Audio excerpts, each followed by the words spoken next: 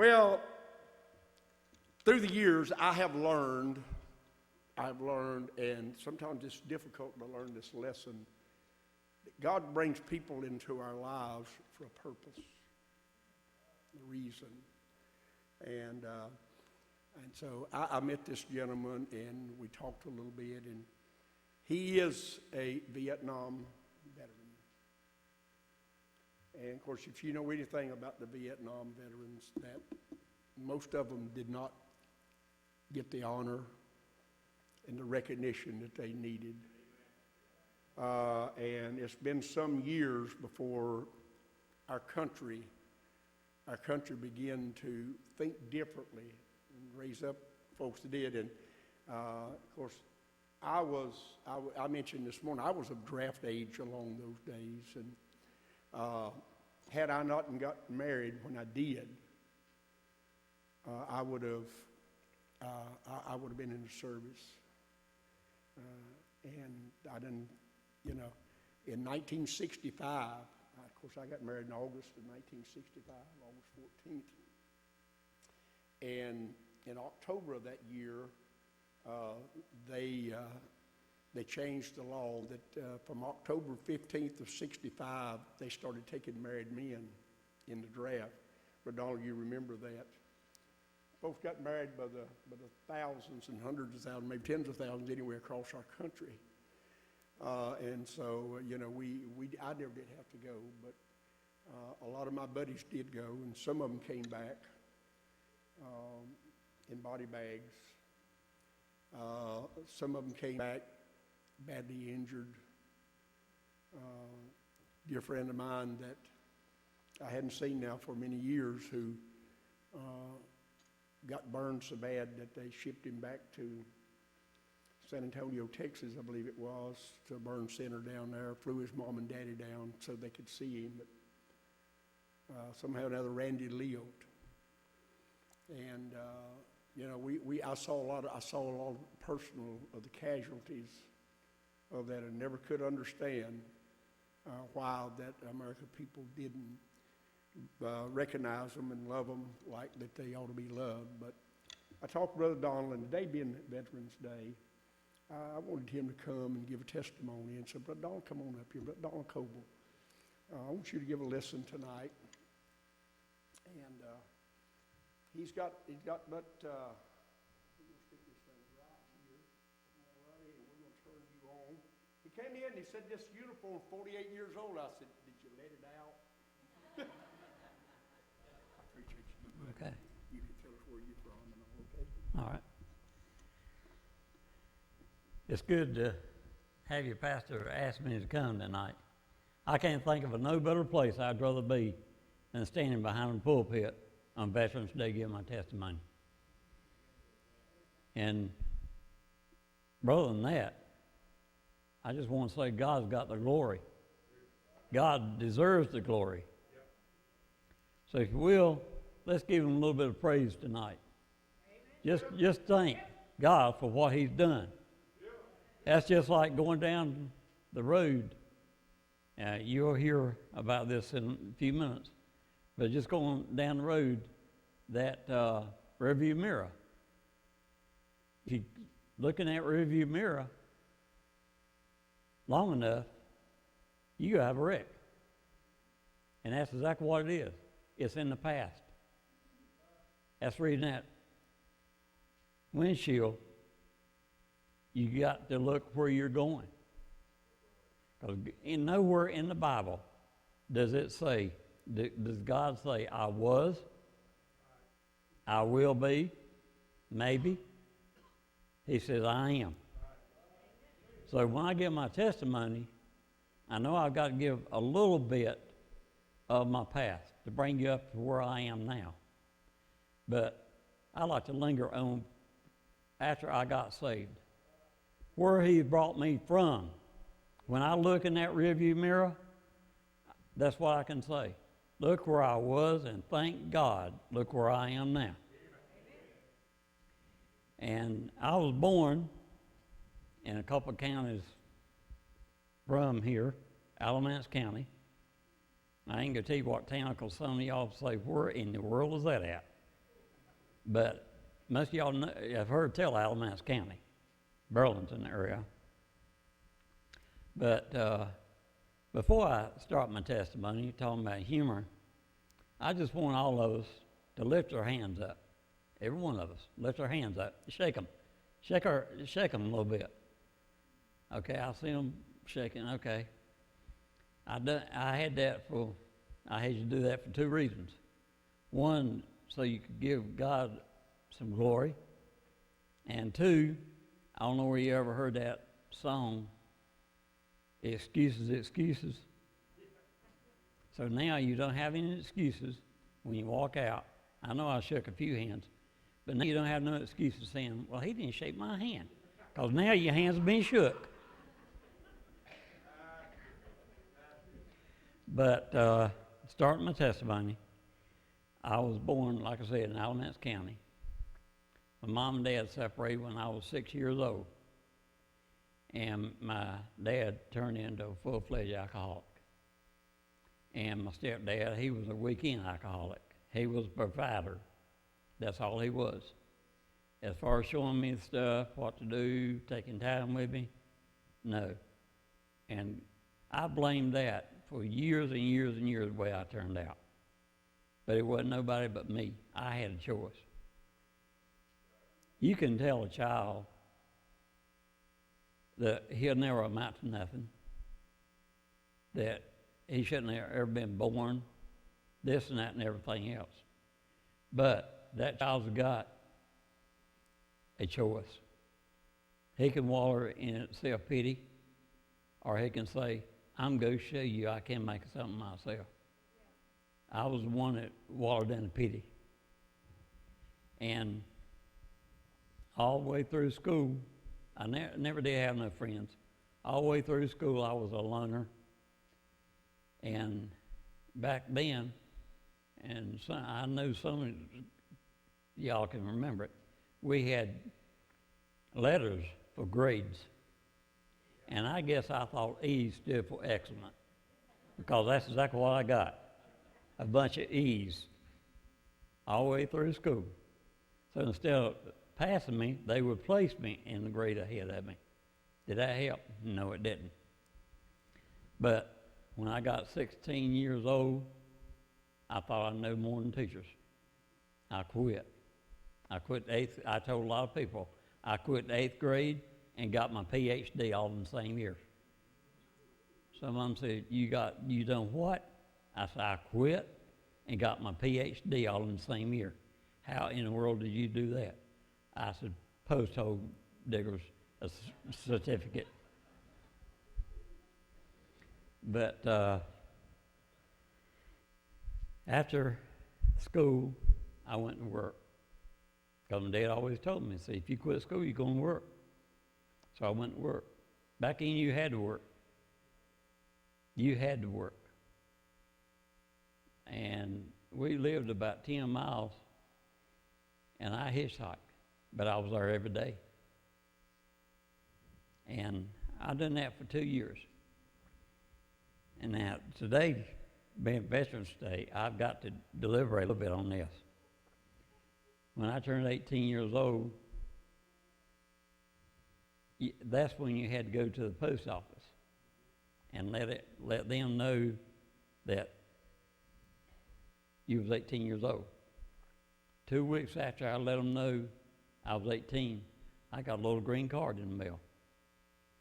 And it had your uncle's picture on it and my uncle's picture on it, pointing to me and said, I want you.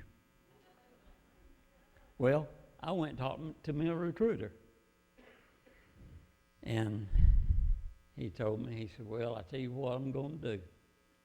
I'm going to tell you, if you volunteer, you can get the MOS you want, which is a job, for one of y'all don't know. I said, well, I like messing around with old cars, so I want to go in the motor pool. You got it. Yeah. So I signed my name. He said, when you want to go? I said, yesterday. He said, wait a minute.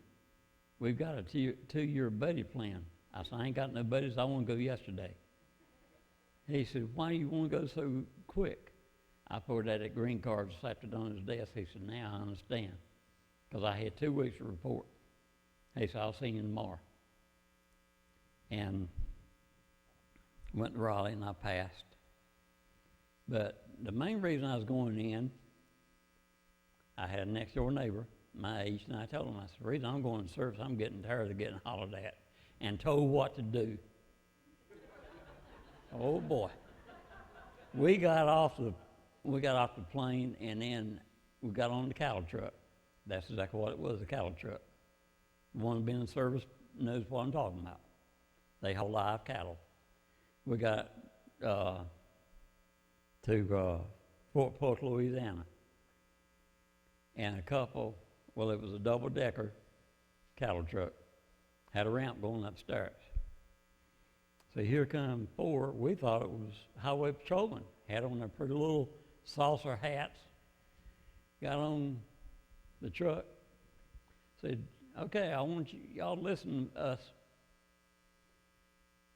Said, you see them duffel bags over there? We said, yeah. He said, do what? We said, yes, sir. He said, all I want you to do is go over there. Don't worry about a name.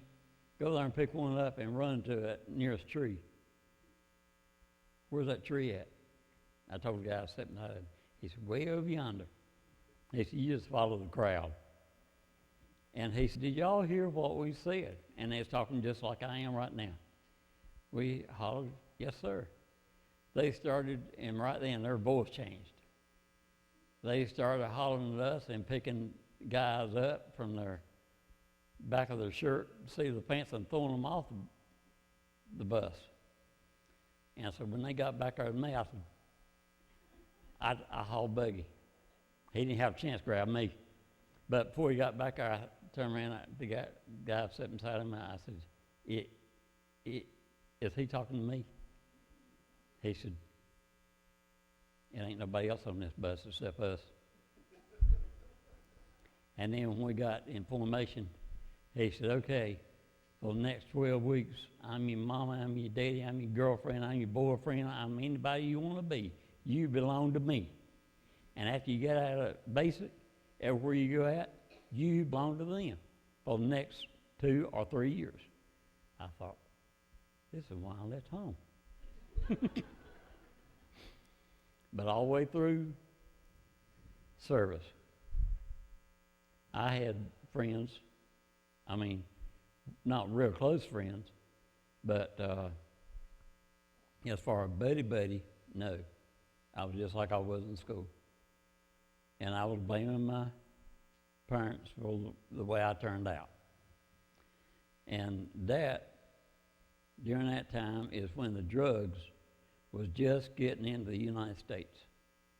As a matter of fact, it was, back then it was Woodstock, and some of you older people know exactly what I'm talking about. But I've seen a lot of drugs. And men here, or boys and girls, do not know what marijuana is. In Vietnam, I've seen it 9 foot high. And I've seen them smoke it. I didn't ever smoke any. I have never smoked a joint in my life. And when I got out of service, 6 months after I got out of service is when my problems started. I was working for Duke Power Company, and I got my right knee knocked out of place. I went to Baptist Hospital, Blues Creek. I was working on construction then, building a steam station. And when I got to Winston-Salem, doctor said, son, have you ever had morphine? I said, no. He gave me 25 milligrams in my vein.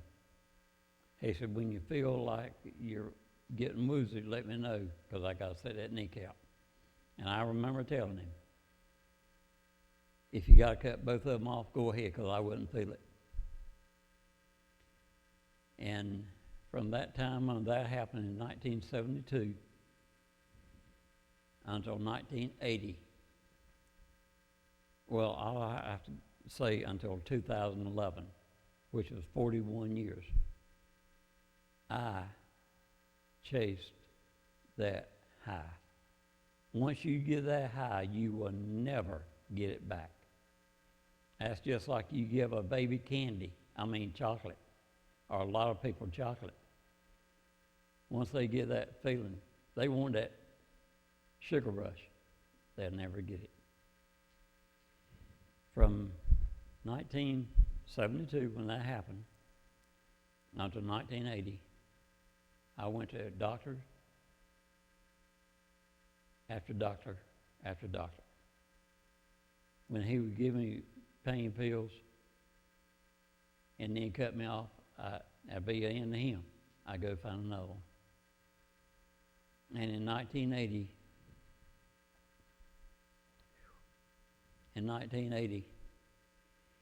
a friend of mine then, I can't say a friend, but a guy I went to school with, we was driving a concrete truck together.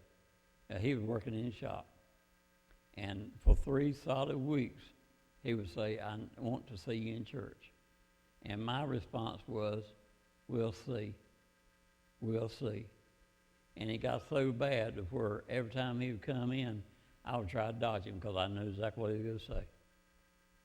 And in one particular week, right before October 22nd, 1980, he came in one Wednesday morning. He said, I will see you in church Sunday. He said, I'm not going to say I want to see you. I will see you in church on Sunday. And I thought, that ain't what you've been saying. So Wednesday night, I did not sleep. All I heard, I'll see you in church on Sunday, every time I try to go to sleep, all night long. I tossed and I turned. Same thing on Thursday. And finally Thursday night, my wife said, look, I ain't mad at you, you ain't done nothing, but I need some sleep. You sleeping on the couch tonight. So on Friday morning, he came in. It was raining. I remember it just like I'm standing up here. He came in. Now, I'd heard about it, but I'd never seen nobody run and shout. I don't know if y'all have ever watched War Room or not, but if you hadn't, that's one of the best movies I've ever seen in my life. Get it and watch it. It is a religious movie. But when he came in on Friday, I was waiting for him. When he walked in the door, I said, Jimmy. He said, what? Had a big grin on his face. Still had his lunch in his hand. I said, where's that church located and what's the name of it? He threw his lunch down and took off running about 10 minutes. I thought he was fixing to have a heart attack. After he got calmed down, he was shouting, Lord, you've done it again. You kicked the devil where it hurts. You've done it, you've done it, you've done it. After he got calmed down, he said, you know why I said that I will see you in church on Sunday? I said, no. He said, on Tuesday night, 13 of us got together and we prayed for you and said, we hope, God, if it takes this to where that man cannot sleep at night, he rolls and tumbles, put that conviction on him and get him in church. He said, so that's exactly what he done. Prayer answered then. And I got home. That man did not know where I lived. I even talked to the dispatcher the day after. He said, I cannot give nobody your address. I got home, started walking the house, and my wife was sitting there, and both of us at the same time said, I. We looked at each other. She said, you go first. I told her the very same thing I just got through telling y'all. She had tears coming out of her eyes. I said, what's wrong? She said, what's the name of the church? I told her. And she broke down. I said, what's wrong? She said, what time did that happen? I said, 15 minutes to 12. She said, two ladies at 10:30 came by our house, and they left here at 2:30. At 11:45, I gave my life to Christ. If that ain't God, what is it? Well, you've heard about my drugs, and one of the last songs Elvis Presley ever recorded, I think, was I Did It My Way. I gave my life to Christ in 1980, but it was just one little bit that I didn't give him, which was my prescription drugs. And I wanted to do it my way. He said, okay, I'll let you do it your way. But now, you're mine. And you got to answer to me. I didn't know that at that time. Now I know it. But I'd like to stop right there for a minute. And you might think, are you proud of what you've done? No, I'm not. Well, it sounds like you're bragging. No, I'm not bragging. Well, why are you telling it? If I can turn one person, just one, life around, it would be worth everything coming out of my mouth right now. I did not say, and you would never hear me say, if I can save somebody. I cannot save nobody. You can't. The preacher can't. Unless Jesus Christ can save them. You can lead them. You can plant the seed. Somebody else can water them. But Christ takes it from there. But from then to 2011, I used God. In other words, I went to church. I played church. And that's just like a lot of people are doing today. They play church. But in 2011, God said, okay, I've gave you 31 years from the day you got saved in 1980. And now, you see doing it your way where it got you. Every time I've tried to do anything my way, I said, well, I can handle this. Then I got in trouble. Every time I tried to do it my way. In 2011, I had my right shoulder replaced. I got home, and the girl I've been going with about 5 years, my next door neighbor came over there and talked to me, supposedly. She said, how y'all doing? I said, well, and the girl, the woman I was going with, she said, we got to move. We lived in a housing project. And if you get your lights or anything cut off, you got to move within 30 days.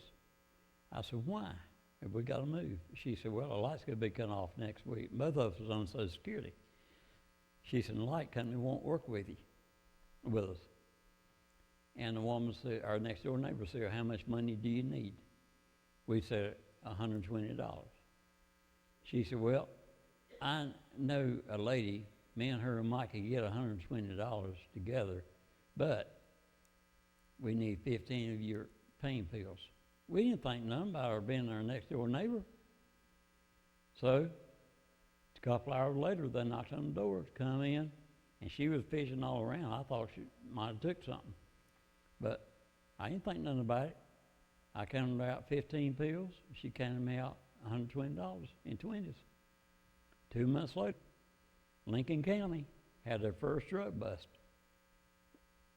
December the 8th, 2011, right before Christmas. It's called 38 Special because they got 38 of us. Her and the other lady is two. They got all 38 of us, and they were getting $100 for each one they arrested. So they got a nice Christmas present that year. But when they arrested me, I did not get upset. I just felt like a 5,000-pound ball and chain had just been released, and I didn't know why. That night, after I got settled in and everything, there was a Bible right beside my bunk. I picked it up, and it felt like something just spoke to me just as soon as I picked it up and said, I told you, now you go do it my way. And the whole time I was in, I did not realize, I did not think that I got locked up. I didn't think I got arrested. I told my son, he said, what did it feel like? I said, I got rescued. God rescued me that day. And I'm going to tell you why in just a few minutes. And from that time on, that night at 12 o'clock, that's when I surrendered everything to Christ. Okay, from December the 11th, December 2011 to 2012. And right here is where the rubber really meets the road. Now, when I tell this, every time I tell, I get a little emotional, so just bear with me. But the lady I was married to for 20 years had 3 kids by her. My sister came to county. I was in county 10 months. She came to county and told me, she said, Phyllis passed away today. They wouldn't let me go to the funeral because we was divorced. We got divorced in 95. Now remember, I want y'all to remember, this was April the 12th, 2012. Okay. Then I turned right back around for 3 solid weeks. 3 times a week, I would have the same dream. And that dream, I was sitting in the back of the church, and it felt like something just grabbed me by the shirt collar and said, come on. I would get down there to the coffin. That coffin would be pitch black. I could not see anything in that coffin. I would go back to my seat, and I'd wake up. That happened for 3 solid weeks, 3 times a week. And the dreams just stopped. Of course, I was in my Bible, and I was praying. God, what does this mean? What are you trying to tell me? I never did get an answer. You know, it says in Psalms, it doesn't say it but one time, it says it twice. Wait. I said, wait and know that I'm God. Sometimes you got to wait on him. You might not want to, but that's exactly what it says in Psalms.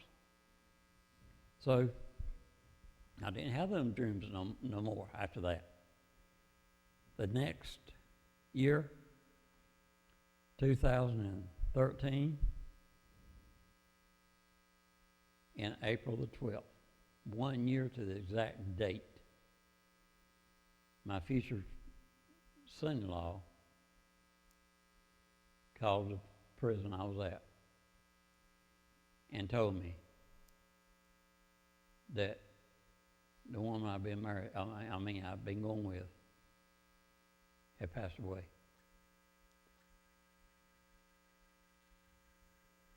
I couldn't go because we wasn't married. I started having dreams again. The very same one. For almost 3 weeks. I did say almost 3 weeks. The person would grab me on my shirt collar and lead me down to the coffin, and it would be pitch black. And on the last Thursday, I remember it just like I'm telling you. On the last Thursday, the person, I couldn't see who it was, but this time didn't grab me. Just tapped me on my shoulder. Come on. Led me down to the coffin And you remember I told you every time I look in that coffin, it would be black. He said, the voice told me, said, I want you to look toward my voice and listen to what I got to say.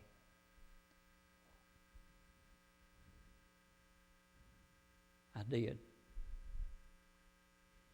That voice told me, he said, when I tell you to turn around and look in that coffin, I want you to look in that coffin and tell me what you see. And then I've got something else to tell you. And you know when somebody's holding your hand and when they start to let go, the grip gets lighter. He was holding my hand then. He said, okay, now it's time to look in that coffin. Just as soon as he said that, the whole church went black, just like I told you the coffin did. And before I turned around, I could see lights, but I didn't know where it was coming from. He said, now, I want you to turn around and look in that coffin. I turned around and looked in that coffin. I didn't see the lady I've been married to 20 years. I didn't see the one I've been going with. The Lord said, who do you see? I seen me laying in that coffin. The Lord said, now turn back around and look at me. I did. And he said, I'm fixing to have the directors come down here and close that lid. He said, but I'm going to tell you, once they do, all hope is gone. All hope is gone. He said, but if you'll let me hold your hand, as long as you live, he said, you might stumble, you might slip, but you won't fall. He said, the choice is yours. And he started releasing his grip that he had on my hand.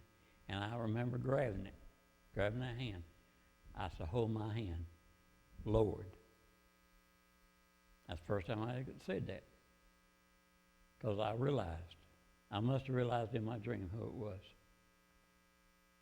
Just like Saul on the way to Damascus. When he said, what do you want me to do for you, Lord? When he got up and he was blinded. I said, I want you to hold my hand till the time you call me home. And I woke up. And I'm going to tell you, I've really done some praying, and I've really been studying. And in 2017, last year, October the 1st, I got out. Now I'm going to tell you, my prayer then was, God, I want to go around giving my testimonies, if it's your will. And I would also like for, after I'm out a year, for me to get back in the prison to take my testimony to prisons. I said, so if it's your will, and I said that last year, if it's your will, please open that door for me. And now I was going to this church in Mount Holly in 2011. Well, the preacher last year, he wrote me. I told him, I said, I don't think I can walk back in them doors. He said, you just remember, you left us. We didn't leave you. Guess who picked me up last year? The preacher. He picked me up at 9 o'clock.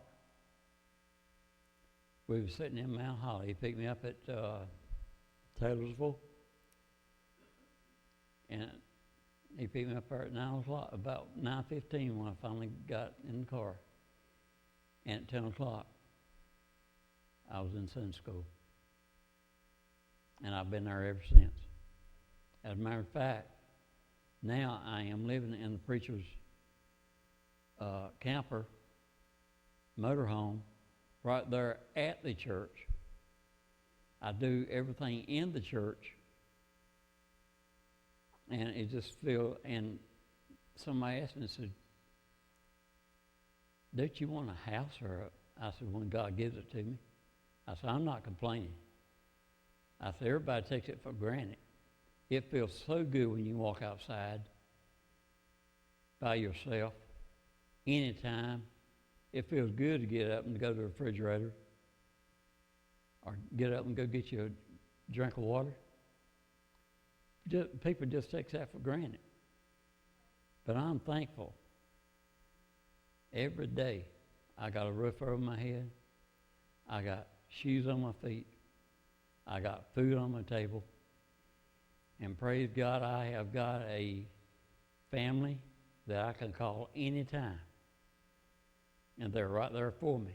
And that's the church family. I've got the best support system than anybody could ever think about. And our preacher is 82 years old.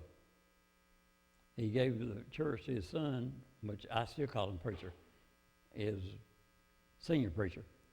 But even the preacher and I, we bonded. And we spent a lot of time together. But I'm going to tell you, that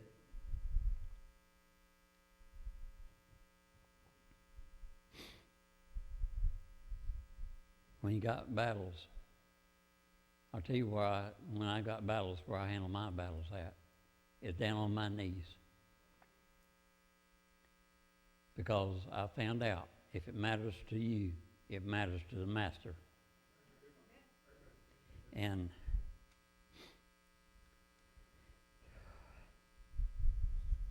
give me just a minute. In my closing, I just want to say one thing. You know what it says about money in the Bible? I've heard men say, well, if I get in trouble, I know my daddy or my uncle or somebody's got some money, they can get me out. But my friend, let me tell you one thing. I know this to be a fact. There's one thing you can't buy your way out of.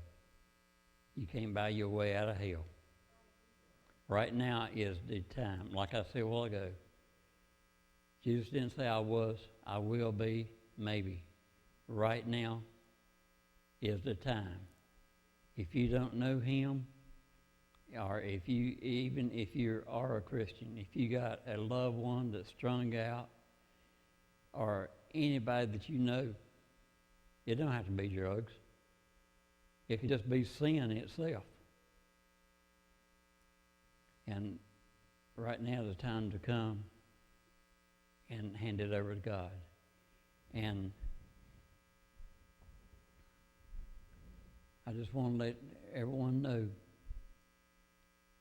that I appreciate the pastor letting me come tonight. Now, has anybody ever had a day when the devil was really on their case? I mean, would not let up. Today after I left church, I left about 1:30, and I sat in the middle of 85 for about 2 hours and 25 minutes.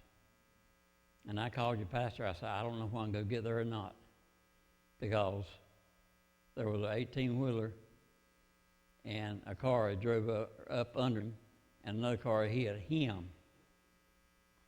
And we was right in that construction area, because I live 25 miles west of Charlotte.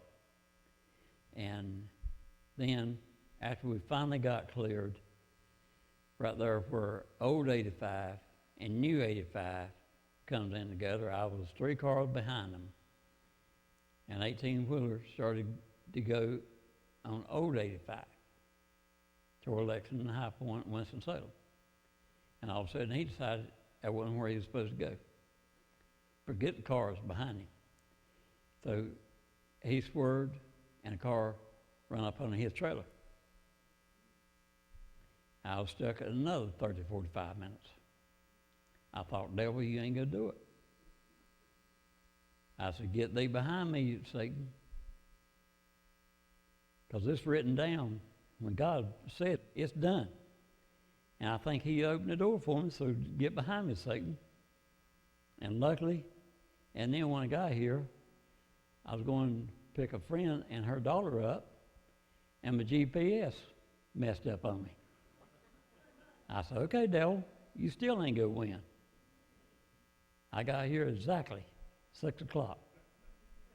But I did make it by the grace of God, and I do believe that he has opened the door for me. And I just want to say, as the pastor comes, I just want to say this, and I'll be quiet. Like I said, it's been a pleasure, and God bless y'all. I love you. Even though I might not know you, but I still love you. And I'll have to add one more thing. That's what I usually say when I give my testimony. But I'll have to add one more thing. Veterans, I thank each and every one of you. And I think now, instead of everybody saying, thank you for your services, I think should be one more sentence added on that. Because for 5 solid years when we got back from Nam, we was called baby killers, women killers. I mean, we was promised the gold mine. I remember going to work at, going to put in an application at the cigarette factory in Winston-Salem. Personnel man come out there, he said, I see you've been in service. I said, yes, sir, I have. You proud of it, ain't you? I said, yes, I am. Well, how did it feel going over there and killing them women and them babies? I felt a little enough crawl through a keyhole. That's what we got for 5 years. And I just want to say, the ones that served, God bless the military.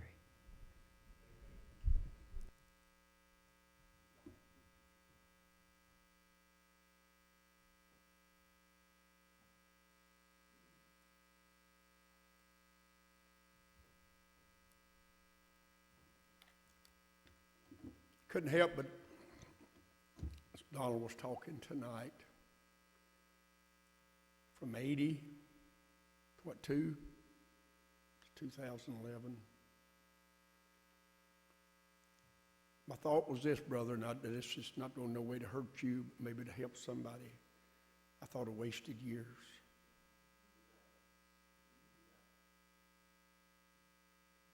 Wasted years. And then you were incarcerated to when? Last year.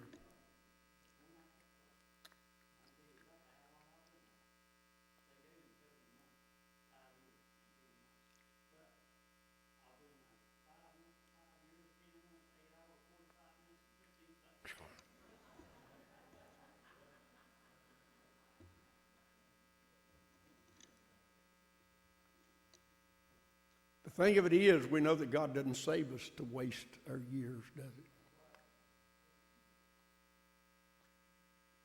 What could have been accomplished will never will be. But Brother Donald, I'll say this, and that God give you an opportunity. And so the only thing I can say, brother, is God opens the doors, you step in them.